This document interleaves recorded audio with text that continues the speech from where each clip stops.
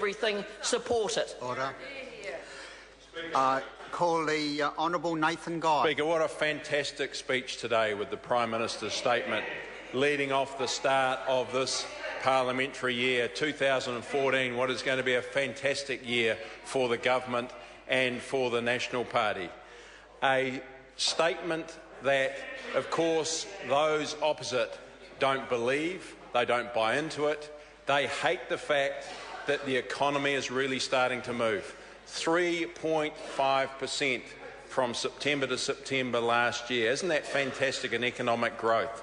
When we think about what's happening in the Canterbury rebuild, helping those people get back on their feet, and we think about the big plans that we have for infrastructure in this country, a fantastic Prime Minister's statement. We need to also acknowledge Bill English and the way that he steered this economy forward over the last few years, and we are all going to reap the benefits of that going forward. It's interesting that David Cunliffe and his whatever it was, State of Something speech, where he came out and suddenly magically said, oh, we're not going to do take the GST off fruit and vegetables, we're not going to do something else on tax-free status, and that's magically just generated $1.5 billion, which is not at all budgeted in the government books. And so therefore he just felt that he could come out with a disillusional policy and announce all of this stuff, which really for those on incomes of $150,000 to encourage those, actually some have said to even have more babies, up to a level of $150,000. Some have labelled it middle-class welfare, and that's the way it will be portrayed out there in the electorate. So we have a Labor Party,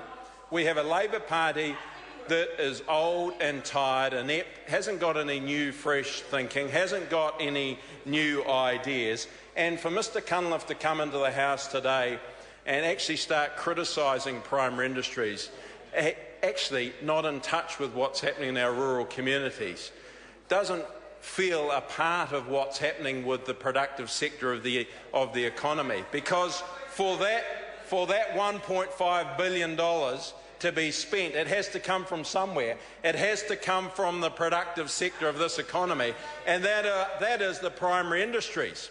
And it doesn't just drop out of the sky. It's not budgeted on. It's not factored into our forecast going forward. And yet they just expect the primary industries to pick it up. And here we had Mr Cunliffe today, not in touch with rural communities, wouldn't give a damn, says that they're not adding value in the dairy industry. We should be proud of the New Zealand dairy industry and what they've achieved, exporting to around 200 countries all around the world. So what we have is the fact that, of course, Labor are opposed to anything that's happening that is productive in our primary industries. They are against the Trans-Pacific Partnership that has the opportunity to generate more income for our rural communities, more income for actually most of New Zealand. Could be potentially $2 billion. They are, of course, against other trade opportunities as well, and I can't believe that. We've also got the Primary Growth Partnership, which is a real showcase policy, working well with those in the primary industry. 17 projects up and running, supported with this government, $700 million invested. That is going to generate billions and billions of dollars in research and development. And Labor are opposed to that. So Labor are opposed to research and development with this government, partnering with primary industries to lift our growth potential, to put more products into different markets. They are opposed to that, and I can't believe it. They are also opposed to irrigation. This government has invested $80 million and forecast to invest $400 million in total in decent water storage projects in our regional economies. And this, of course, is going to grow our regional economies. It's also good for the environment, because when water is stored, it takes the pressure off of the aquifers. You can maintain summer water flows, and of course that is good for the aquatic and the marine life. And of course Moana Maki chips from the back seats over there in Labor. It just goes to show that they don't care about job creation, they don't care about regional economies, I'm sure that's Moana Maki. They don't even care about growing jobs in our regions. So here they are against research and development, here they are against irrigation, here they are against opening up new markets. We've just had a new market open up in Peru. Are they against that? Yes, probably. We're working hard in other international markets as well, in Russia and South Korea looking promising. And we've got to acknowledge the good work that Minister Grosser and Minister McCulley do on the international stage, supported by the Prime Minister as well, to open up these international markets so that we can continue to grow our primary industries. Because you can't have policies rolled out like the dopey one that Labor announced just a couple of days ago that can't be supported by the productive engine room of our economy. We're $32 billion of exports at the moment. We've set a target of doubling that to $64 billion. That's going to happen with Primary Growth Partnership. That's going to happen with more trade opportunities. That's going to happen with water storage projects. Also, importantly, lifting the potential of Māori agribusiness. And that's where we're working closely with the regions like Northland. We're looking at other opportunities over on the East Coast as well, where we need to partner with iwi and other communities to lift their overall growing potential.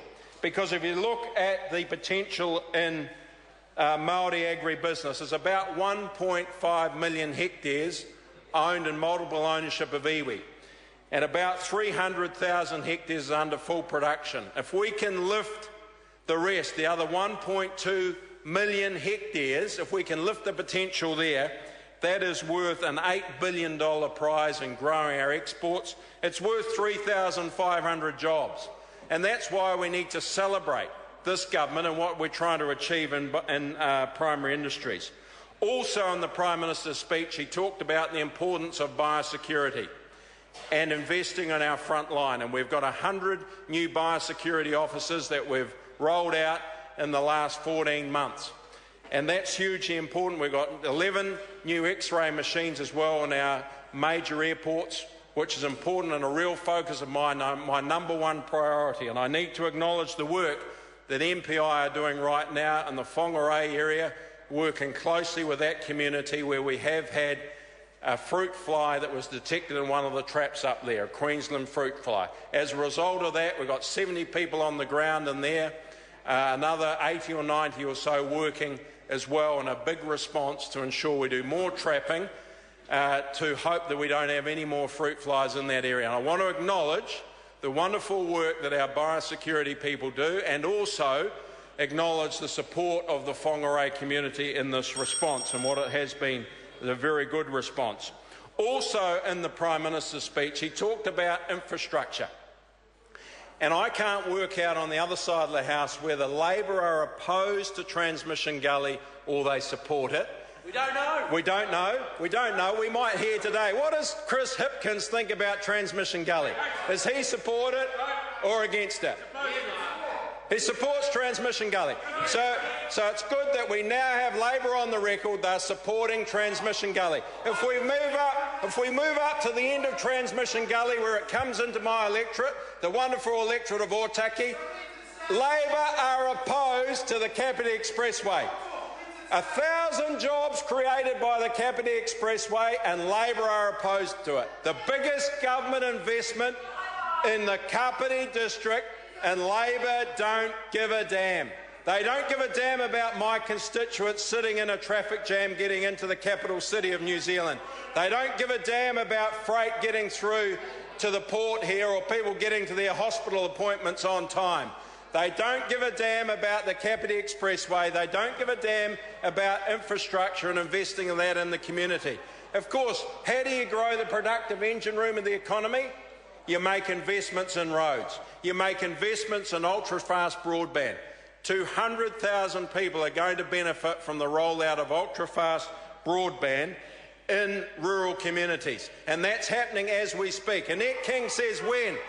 Yet when she occasionally comes up and sees the people of Levin in her van, she doesn't acknowledge the fact that ultra-fast broadband is going to connect us not only domestically but internationally. This is a fantastic Prime Minister's statement, and it should be endorsed by every political party in this House. Let's roll on to the 2014 election.